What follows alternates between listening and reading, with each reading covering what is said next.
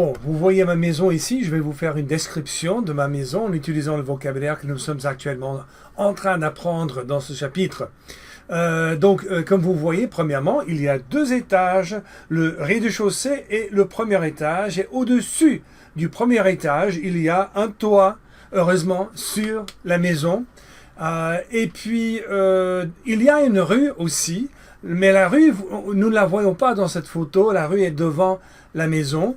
La porte principale. Bon, la porte principale est au milieu du rez-de-chaussée. Il faut monter sur la véranda. Je vais parler de la véranda dans quelques instants. Et puis tourner à gauche. Et c'est là la porte principale. Il y a beaucoup de fenêtres. Il y a 4 fenêtres au rez-de-chaussée et puis 4 fenêtres au premier étage. Au rez-de-chaussée, il y a donc 2 fenêtres sur la gauche.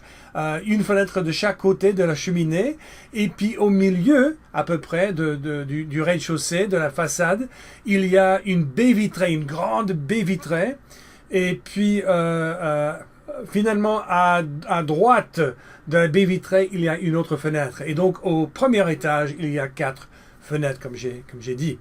Ensuite, il y a une cheminée. La cheminée fait partie de la façade de la maison, c'est devant la maison. Et c'est à gauche, et la cheminée monte bien entendu au-dessus du toit de la maison. Ensuite, il y a 2 marches. Les marches nous permettent d'accéder à la véranda.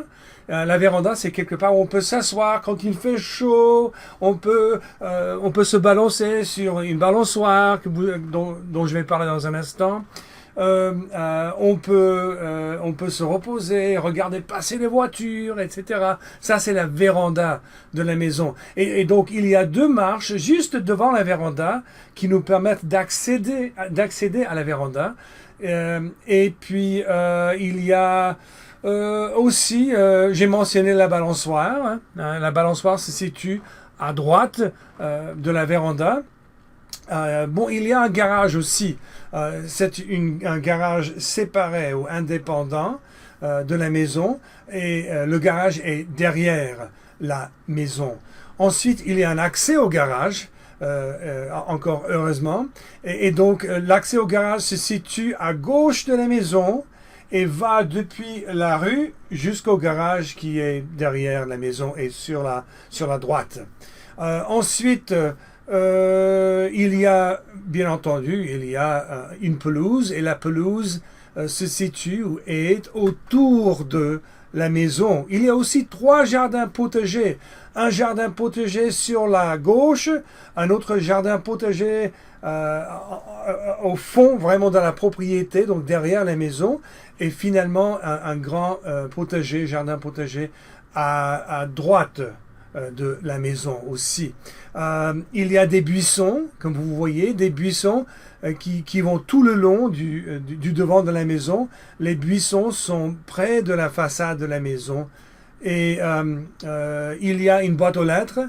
La boîte aux lettres est de l'autre côté de la rue et en face de l'accès au garage. Et finalement, il y a un petit trottoir. Il va depuis l'accès au garage jusqu'à